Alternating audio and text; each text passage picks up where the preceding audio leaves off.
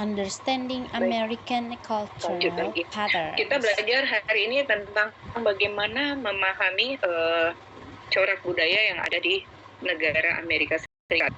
Jadi biasanya disebutkan bahwa di dalam buku-buku rujukan kita diberikan gambaran tentang bagaimana sebetulnya orang-orang yang ada di Amerika Utara, ya, untuk memahami apa yang nanti secara umum terjadi di seluruh negara. UK datang dari Inggris, menginjakkan kaki ke Amerika dengan harapan bahwa mereka menemukan dunia baru yang berbeda dari ketika mereka meninggalkan Inggris. Ada orang yang datang dari Belanda karena ada masalah-masalah yang terjadi di negara asalnya, lalu mereka mencari dreamland, ya, tanah yang menjanjikan bagi mereka di mana mereka bisa mengembangkan potensi mereka di negara yang di tanah yang baru mereka datangi ini. Ada juga orang-orang yang datang dari belahan negara lainnya, sampai dengan ketika nanti ada orang-orang dari, misalnya ada yang dari Amerika, dari Italia, dari Jerman, dari Prancis, dari Belanda, dari Rusia, dari China, ya, pelarian-pelarian politik dan sebagainya, bahkan juga orang Indonesia menjadi warga negara yang menjadi warga negara di daerah yang disebut atau di kawasan yang disebut sebagai impian, negara impian bagi banyak orang. Jadi seringkali disebut ini adalah tanah impian, ya.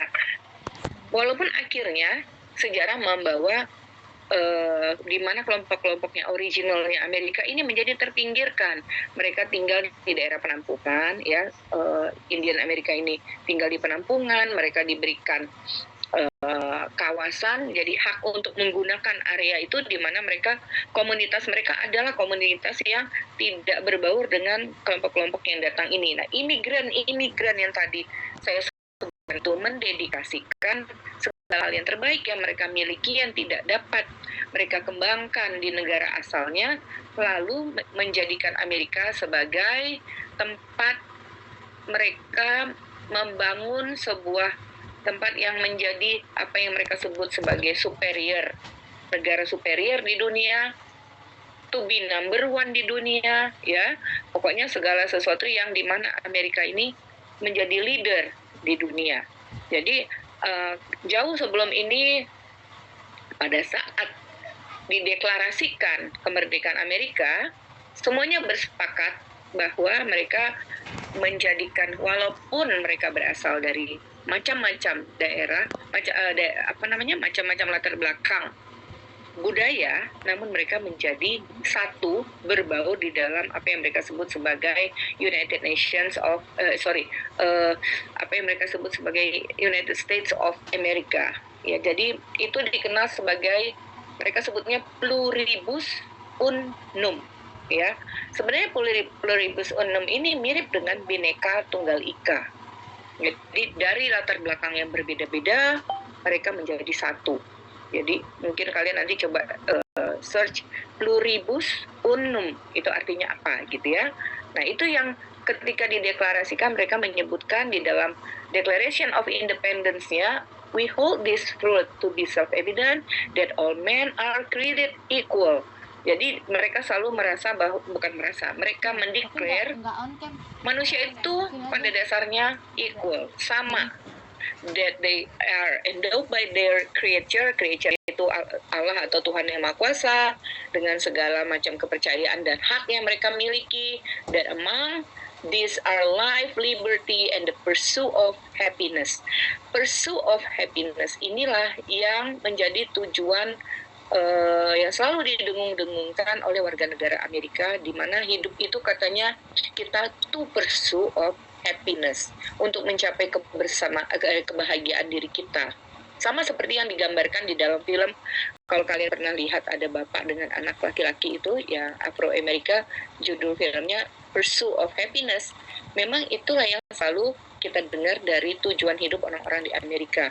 Mereka pelarian politik misalnya dari negara komunis, datang ke Amerika untuk mendapatkan kebebasan berbicara, kebebasan berkreasi, lalu mereka bekerja di Boeing mungkin, kemudian ada yang bekerja di 3M di Amerika, ada yang bekerja di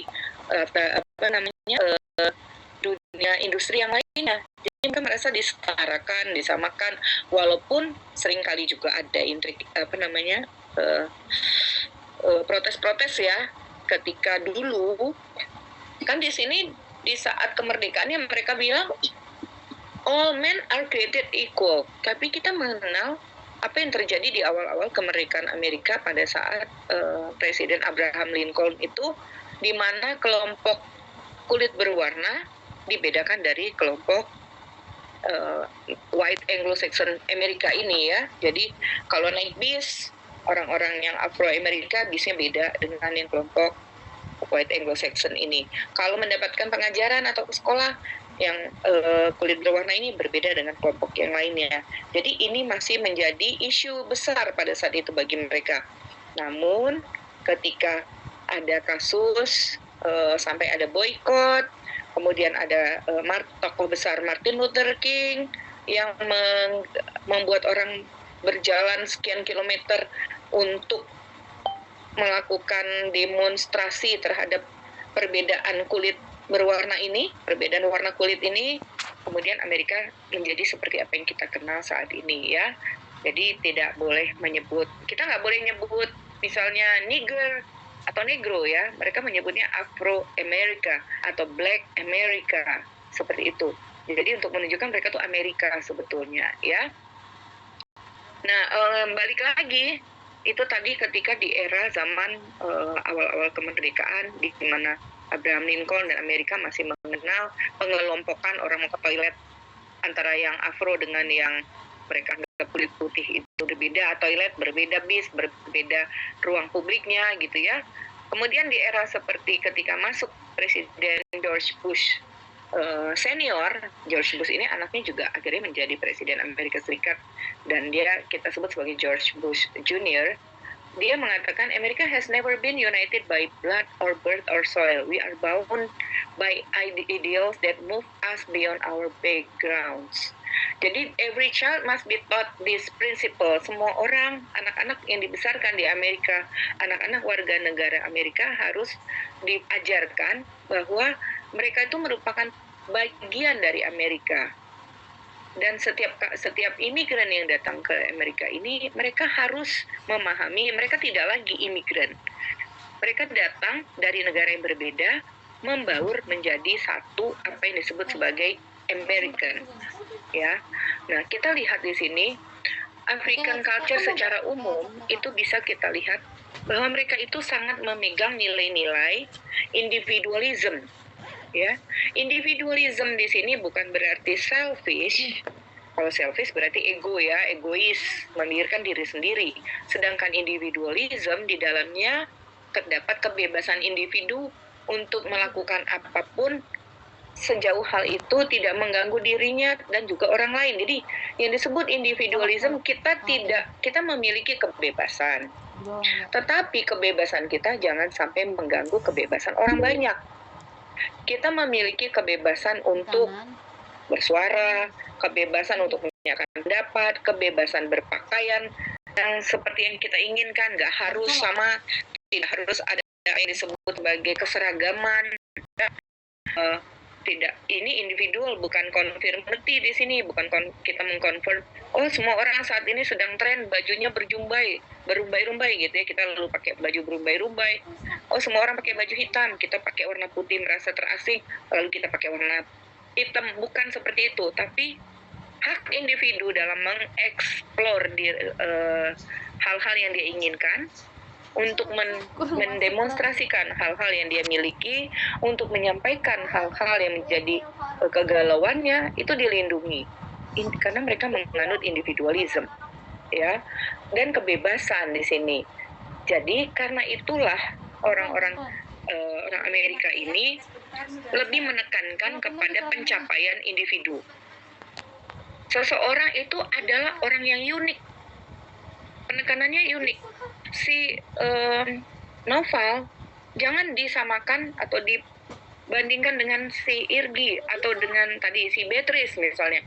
Oke, kami sama-sama anak vokasi humas, kami sama-sama dari rahim yang sama, dari ibu saya nggak boleh dong bilang, tuh lihat kakak kamu tuh juara di kelas, kamu nggak juara.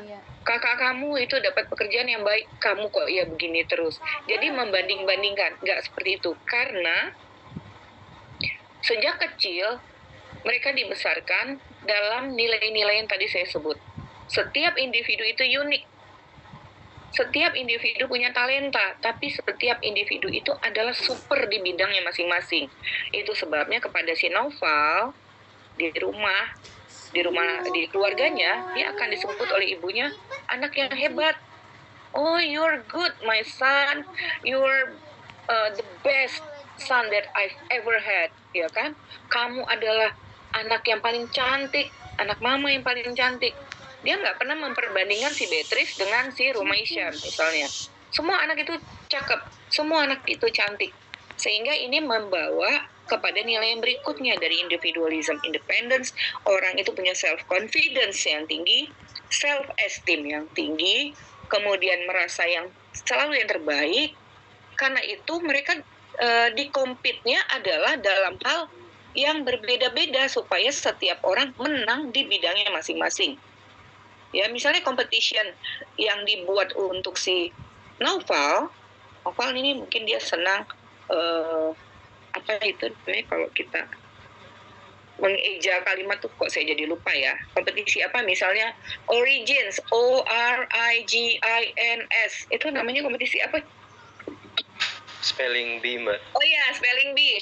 Aduh, nih Mbak Amel nih. Spelling bee. Misalnya si Naufal nih juara spelling bee. Irgi nggak harus dong juara spelling bee. Irgi tuh punya kepiawaian lain. Ngapain? Oh, Irgi itu jago loh membuat desain pesawat terbang gitu ya. Kemudian siapa lagi di sini? Mungkin entah si Rizka gitu ya. Oh, Rizka jago loh bikin desain pakaian. Jadi dia itu biasanya mengikuti kompetisi fashion, kompetisi mendesain pesawat terbang, kompetisi spelling bee. Makanya kalau kalian ada di Amerika, ada banyak sekali competition ini yang di-create supaya orang yang menang di American Idol, misalnya kalau ada yang menang pasti ada yang kalah. Oke, yang kalah ini mungkin dia nggak menang di American Idol, dia menang di lomba yang lain, spelling bee, menang di lomba apalagi mungkin kuis yang lain ya. Ada satu televisi di sana, semua kompetisinya tentang kuis. Karena apa? Bagi mereka tuh semua orang tuh bisa jadi juara di bidang yang talentanya sesuai untuk itu. Jadi tujuannya apa ya tadi, supaya punya self confidence yang tinggi. Kita punya kepercayaan diri yang tinggi. Sehingga kalau pergi kemanapun di belahan dunia ini, kita tuh pede ya. Bahkan gue hebat di bidang mengeja, gue hebat di bidang mendesain, gue hebat di bidang country music, gue hebat main gitar, gue hebat. Nah itu, jadi dari kecil sudah dipupuk bahwa setiap orang punya talenta yang menunjukkan kehebatannya masing-masing. Dia super di bidangnya. Kemudian people tend not to be emotionally dependent on organization and institution. Ya udahlah, kalau kamu masuk di IDI ya, Ikatan Dokter Indonesia, ada lagi organisasi yang lain. Nggak harus kalian semua rame-rame masuk ke misalnya organisasi kemahasiswaan A. Masih ada organisasi lain, misalnya berkuda, paduan suara, dan lain-lain. Oke, kamu nggak menang di kompetisi Indonesian Idol, kamu bisa menang di Indonesia's Got Talent, kamu bisa menang di model-model competition yang dibuat Ivan Gunawan misalnya. Nah, every individual has the right to his or her private property. Semua orang tuh punya kebebasan terhadap barang yang kepemilikannya, buah pikirnya, pendapatnya, semua harus dihargai. Karena itu tadi saya bilang, individualisme itu sangat ditekankan di Amerika. Jadi mereka itu dibilang tidak, mereka bukan orang egois ya. Ini berakibat kepada apalagi di dalam kehidupan mereka. Mereka bisa tinggal di sebuah daerah yang terpencil. Mungkin kalian nonton film-film horor atau apa tuh, kadang-kadang ada sebuah gubuk ya. Cuma satu rumah aja. Mencapai rumah itu naik mobil jauh gitu. Tiba-tiba ada rumahnya di pinggir danau. Ya kok berani banget. Mungkin kalian berpikir begitu ya. Tapi bagi mereka, saya suka tinggal di daerah yang sepi seperti ini. Saya nggak harus tinggal di Depok, di keramaian Depok. Memang secara individu saya senangnya begini. Dan dia berani, memiliki keberanian tinggal di situ. Saya senang menjadi peternak sapi di daerah Wisconsin yang jauh dari keramaian New York, keramaian Los Angeles. Ya udah, dia peternak sapi di situ. Dia menjadi raja dalam hal peternakan itu. Kemudian dia mendapatkan susu sapi, dia mengolah menjadi keju dan sebagainya. Tetangganya radiusnya jauh sekali, berapa kilometer gitu. Ya nggak apa-apa, kan saya punya kuda, kan saya punya mobil, kan saya punya kendaraan lainnya, gitu ya.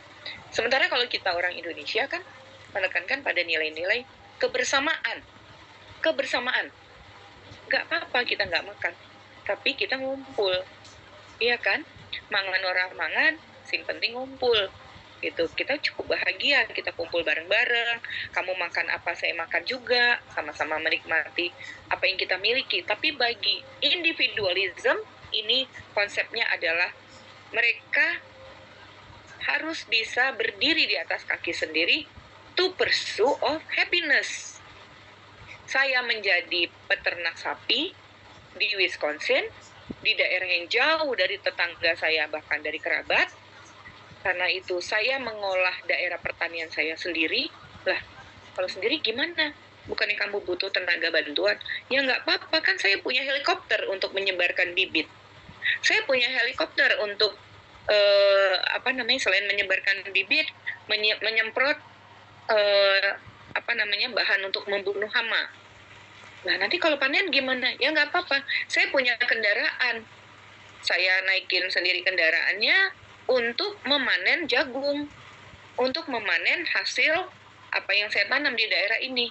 Nah, kalau sudah begitu kan memang tidak membutuhkan orang lain gitu loh. Jadi secara individu harus bisa hidup di atas kakinya sendiri. Ini yang bisa kita lihat terutama sebetulnya di daerah-daerah di Midwest Amerika. Tetapi mereka-mereka yang ada di daerah seperti daerah pelabuhan laut, ya mungkin di daerah New York, di daerah pinggiran-pinggiran di Maine gitu ya, itu punya ragam yang berbeda dari yang ada di Midwest. Meskipun demikian, intinya adalah sama. Individualism, kemudian pursuit of happiness-nya, competition dalam dirinya, superioritas di dalam setiap individu, itu sama. Ya. Nah, jadi bagaimana how Americans sees tentang apa yang terjadi di dalam kehidupan mereka. Orang Amerika selalu melihat bahwa kalau yang disebut sebagai status, ya, mereka tuh kalau ketemu kita biasanya nggak nanya, kamu udah nikah apa belum? Umur kamu berapa? Enggak. Karena penekanannya pada pursuit of happiness ini adalah kesuksesan. Kamu kerja di mana? Itu lebih penting. Ya, kamu saat ini kamu mata pencariannya apa? Atau kamu bekerja di perusahaan apa? Itu yang penting di dalam ketika kita bertemu dengan orang Amerika. Sementara orang Indonesia selalu bertanya misalnya, punten maaf Pak, udah berkeluarga? Anaknya berapa orang? Jadi lebih sempit ya, lebih ke dalamnya. Tidak bagaimana orang ini bisa keluar untuk mensejahterakan dirinya sendiri dulu. Jadi atau dia bisa cerita, aduh saya baru beli Ferrari nih kemarin gitu. Jadi itu adalah simbol-simbol bagaimana individualismenya tadi mencapai pursuit of happiness based on latar belakang para imigran ini di masa lalu.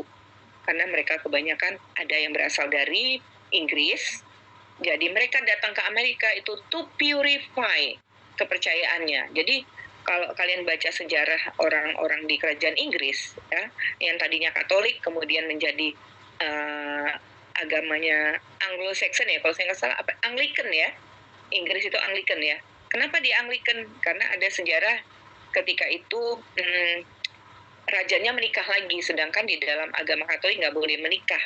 Jadi raja menikah. Sebagian orang yang tradisional sekali itu melarikan diri ke antara lain ke Amerika. Dia ingin memulihkan, memurnikan agamanya dengan to purify agamanya, makanya pindah ke Amerika. Itu yang disebut kelompok-kelompok Puritan di Amerika, orang-orang Puritan di Amerika Serikat. Jadi mereka tuh kalau apa-apa tuh selalu masih mengedepankan ajaran, terutama yang ada di dalam ajarannya ya. Jadi kamu tuh kerja di mana, kamu sudah punya apa, itu penting. Kemudian Amerika is unique of its freedom, tolerance, and diversity. Mereka ini karena diversity-nya karena berasal dari imigran yang ada yang termasuk yang berasal dari Poland ya, Polandia, dari Italia. Makanya kalau kita katakanlah di beberapa kota ada daerah-daerah yang ini kawasannya China ya. Kalau Cina itu kita bilang apa? Saya jadi lupa. Kalau China, kawasan Cina itu disebut apa ya? Kalau saya jadi lupa ya. Di beberapa, di kita juga ada ya, di Jakarta di Glodok gitu kan. Chinatown, yes. Ada Chinatown ya, kita mau kemana pun ada Chinatown biasanya. Nah, kemudian selain Chinatown, ada Little India, ada Little Italy, ada kelompok-kelompok yang berkumpul dengan komunitasnya ini. Jadi kita bisa lihat, ini pasti orang Italia dulu ngumpul di sini nih. Ini orang dari Belanda, ini orang-orang yang berasal dari Polandia, ini orang yang berasal dari Rusia, ini yang dari Korea Selatan, seperti itu ya. Nah, ini adalah hal-hal yang bisa kita lihat bagaimana orang Amerika itu juga biasanya difficult to criticize Amerika. Bagi mereka yang terbaik kan saya udah sebut. Kita adalah superior, kita yang terhebat ya. Kemudian hal-hal lainnya lagi adalah mereka adalah pekerja keras. Work hard, play hard. Orang Amerika dikenal dengan nilai-nilai yang seperti itu. Kemudian menghargai waktu, ya waktu itu sangat penting bagi mereka. Kemudian kebebasan individu yang saya maksud tadi itu sampai dalam hal penyajian makanan, dalam hal mereka membuka restoran. Jadi, kalian secara tidak langsung disuguhkan budaya Amerika ketika kalian pergi ke Starbucks, ketika kalian pergi ke KFC, ketika kalian masuk ke McD. Kenapa seperti itu? Di situ ada individualism yang kalian tidak sadari, ya. Kalian pergi ke kedai kopi misalnya di kedai kopi yang tradisional Indonesia. Paling pertanyaannya mau kopi itu seperti apa? Kopi susu, kopi hitam, begitu ya. Tapi kalau kalian pergi ke Starbucks itu rinci sekali. Yang saya pesan mungkin tidak sama dengan yang dipesan oleh si Rumaisya. Dia akan tanya, ini mau yang kopinya decaf apa enggak? Kopinya mau yang gulanya banyak atau enggak? Mau gulanya dicampur dicampur ini dan sebagainya, sehingga apa yang saya pesan kemudian Rumaisya pesan itu pasti berbeda. Itu sangat individual. Kita pergi ke McD ya, kita mau pesen